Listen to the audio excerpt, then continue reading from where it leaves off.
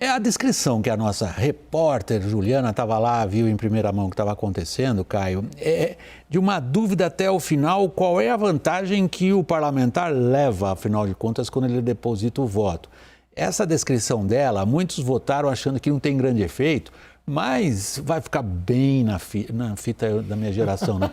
Vai ficar bem nas redes sociais a postura dele. Qual é o significado político? Bom, a gente vem tratando isso aqui, né, William, como esse projeto, como mais importante é dizer, tanto para o Palácio do Planalto quanto para o Congresso Nacional, que está fazendo alguma coisa, do que propriamente o impacto desse qualquer coisa na ponta para a população. E é por isso que esse placar foi tão elástico, né? Uma votação com 403 de 513 é muito elástico. É avassalador. Exatamente. Porque daí o sujeito, a maioria muito provavelmente candidato à reeleição, né? Os deputados são candidatos à reeleição, pode chegar lá na base, poxa, votei para baixar o imposto da gasolina. Isso vale mais do que quanto vai ser baixado de imposto William, na gasolina. Interessantíssimo o relato da Juliana, em que ela fala que a oposição votou a favor e deixou para o presidente Jair Bolsonaro se explicar se a inflação continuar subindo. É basicamente isso que ela falou, né? Deixa eu ver, a Juliana está lá ainda. Ô, Juliana, esse show de cinismo que você nos relatou, você calculava isso, Juliana, como repórter aí? Que é estranho, né? Ela diz, eu voto a favor do negócio que eu sei que não vai funcionar, mas deixa para o Bolsonaro explicar como é que vai funcionar. O que você entendeu disso? Que naquela reunião, aquele café da manhã com o presidente da Câmara, Arthur Lira, a oposição já tinha meio que entrado em acordo que realmente era muito impopular se posicionar de forma contrária a esse projeto. E eles colocam aqui que, enfim, ICMS não resolve o problema dos combustíveis e que isso vai mostrar, inclusive, se a medida for aprovada no Senado, a gente não sabe se isso vai acontecer ainda, vai mostrar que alterar imposto não resolve o grande problema no caso dos combustíveis. Mas eles ficaram balançados em relação à energia elétrica. Nesse ponto, eles acreditam que pode ter um impacto na conta e aí, claro, isso seria benefício, né, para os deputados, pensando aí em como a população vai ver toda essa articulação e o trabalho deles por aqui. Falando no Senado, eu conversei agora há pouco, só para eu trazer mais um ponto.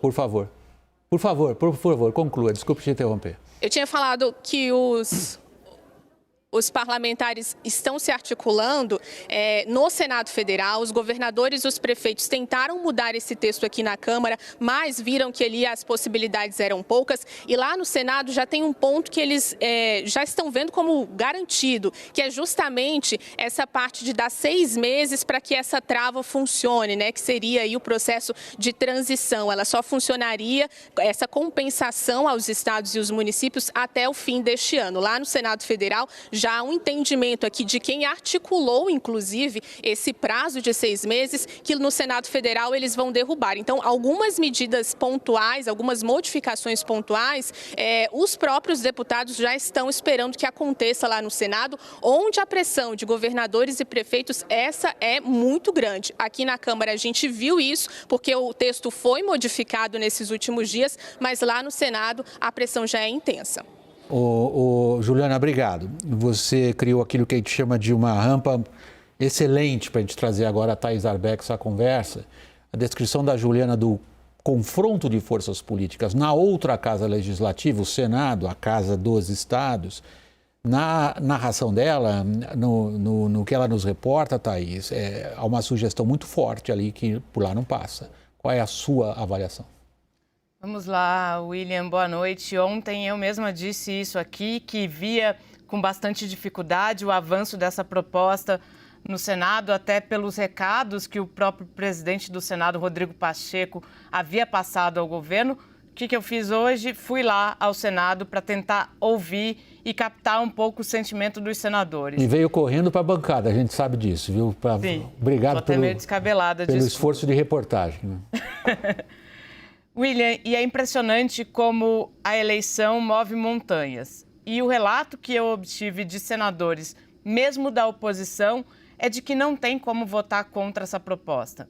Mesmo que ela, porventura, venha a beneficiar o presidente Jair Bolsonaro. Porque, no fim das contas, muitas das eleições dos próprios senadores estão em jogo e, mais do que isso, de seus aliados próximos estão em jogo. Então, é mais interessante hoje oferecer ao eleitor essa perspectiva de que houve uma tentativa de mudança, seja na conta de luz, seja no preço do combustível, do que se opor a ela. Ficar com o ônus daquele que não concordou em diminuir o preço do imposto para itens que são hoje fundamentais na eleição, não está mais sendo discutido. Então, é um projeto que vai passar, passa sim, muito diferentemente do que eu entendia ontem, do que eu sentia ontem, não se confirma. Mas é claro que aí vem uma impressão do que eu já trazia ontem, que é preciso um esforço, sim,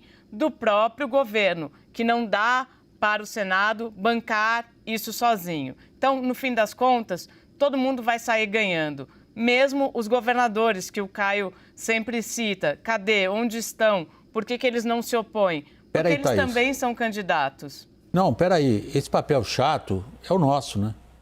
Afinal de contas, nós aqui, como profissionais de comunicação e jornalistas dedicados à análise do fato, é nossa obrigação entender a projeção do que foi votado hoje, sobretudo à luz do que você acabou de dizer também. Quer dizer, há uma transformação importante nas forças políticas nas últimas 24 horas que deixarão como legado para o país um conjunto de medidas que, no fundo, Raquel, é a sua vez agora, no fundo pretende, através de modificações de legislação, alterar a realidade da formação de preços. Com o que nós vamos ficar convivendo então? Uma nova Lei Candir, William. Você sabe que eu estava ouvindo... Vamos relembrar ao nosso público, a Lei Candir era uma lei votada para compensar a desoneração das exportações aos estados. A Lei Candir, ficou 30 anos discutida e acabou no STF. Ela foi aprovada para compensar os estados quando acabou o imposto de exportação, lá atrás. E era uma lei, um crédito que os estados tinham junto ao governo federal e que nunca era pago, se avolumou em bilhões de reais. E foi só recentemente num acordo do STF que uma parcela desse valor começou a ser paga. Ouvindo a Juliana e ouvindo a Thaís, com base nas apurações que eu já tinha feito durante o dia, quando a Juliana disse que o Senado quer derrubar o prazo de 6 meses, que era o que o ministro, o prazo de compensação de 6 meses, que era o que o ministro Paulo Guedes estava querendo para limitar a perda da União, eles estão colocando aí que os estados vão ter que ser, se eles forem aprovados dessa forma, que eles vão ter que ser compensados ao longo do tempo. E aí o receio é exatamente esse. Pode-se criar um novo mecanismo de compensação que não vai ser cumprido, não vai ser entregue, que vai virar um novo litígio tributário. Tudo isso por quê? Porque não está sendo discutido política tributária. A gente, como não vai ser candidato a nada, pode falar. O que está sendo discutido é o interesse de governadores, senadores, deputados em se reeleger. Significado político, Caio. Nós temos... Desculpa, Thaís, você gostaria de intervir nesse momento? Só prossiga, uma observação. Porque, ouvindo a Raquel falar, lembrei aqui. O que é interessante, William, ouvir várias pessoas hoje, e pessoas que já fizeram parte do governo, lá no Congresso também, e há um consenso que, mesmo que a gente não tenha esse projeto de fato aprovado, no sentido de que ele se transforme em algo efetivo, houve a intenção. E, neste momento, o que vale é a intenção. E já está muito claro de que é uma questão judicializada, de que o assunto não vai terminar ali, não se esgota no momento da aprovação. Então, pode ser que ele não tenha impacto nenhum, como a gente já havia falado ontem dessas movimentações todas do presidente em relação à Petrobras. Mas o que vale, neste momento, é a intenção. E não sei se a intenção vale voto, mas é nisso que eles estão apostando. Ponto de interrogação dela foi, não sei se a intenção vale voto. Ponto de interrogação colocado pela Thaís. Quer começar a responder, Caio? Vou falar que a formação do voto varia muito, né, do brasileiro, né, dependendo do estado, dependendo da cidade, dependendo da região, dependendo da necessidade que cada um tem.